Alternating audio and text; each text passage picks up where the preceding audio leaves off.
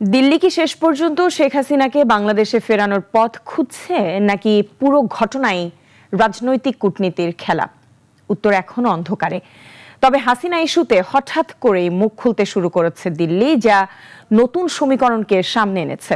খোদ ভারতীয় গণমাধ্যমগুলো ইঙ্গিত দিচ্ছে শেখ হাসিনাকে ঘিরে দক্ষিণ এশিয়ার রাজনীতির গল্পের শেষ অধ্যায় লেখা শুরু হয়েছে। মুনিয়া জুথির প্রতিবেদন।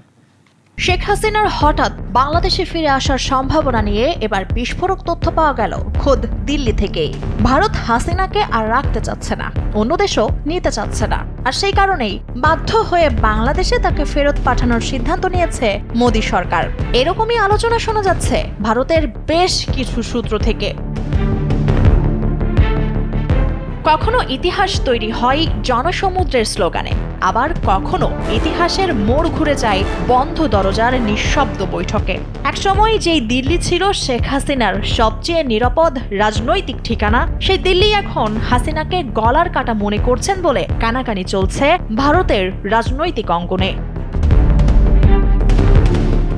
রাজনৈতিক অঙ্গন, কূটনৈতিক মহল এবং বিভিন্ন আন্তর্জাতিক সূত্র ঘিরে কয়েক মাস ধরেই চলছে নানা আলোচনা। বিভিন্ন সূত্রের দাবি, বাংলাদেশে নতুন নির্বাচিত সরকার দায়িত্ব নেওয়ার পর ঢাকার সঙ্গে সম্পর্কের নতুন অধ্যায় শুরু করতে চাইছে ভারত। কিন্তু সেই পথে সবচেয়ে বড় অস্বস্তির জায়গা হয়ে উঠেছে শেখ হাসিনার ভারতে অবস্থান।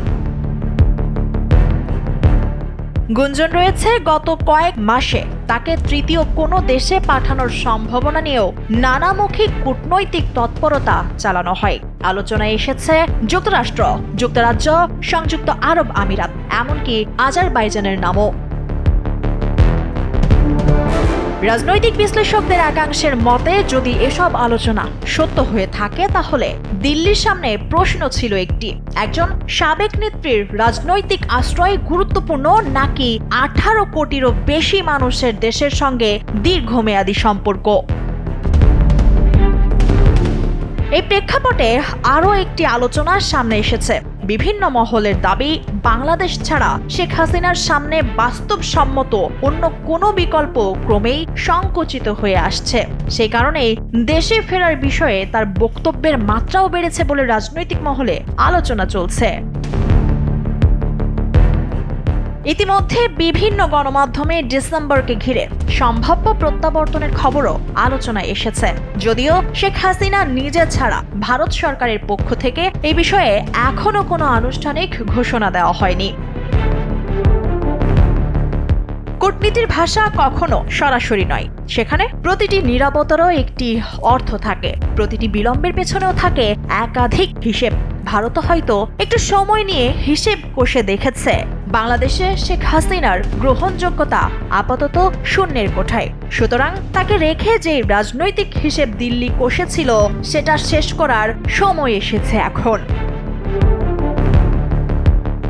এখন সবচেয়ে বড় প্রশ্ন, দিল্লি কি সত্যি নতুন রাজনৈতিক সমীকরণ সাজাচ্ছে?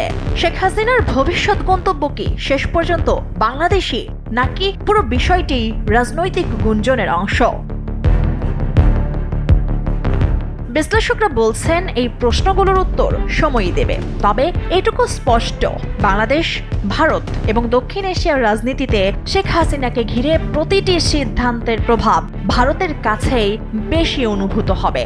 আর তাই পর্দার আড়ালে যতই নীরবতা থাকুক, রাজনৈতিক মঞ্চে এই গল্পের শেষ অধ্যায় এখনো লেখা হয়নি।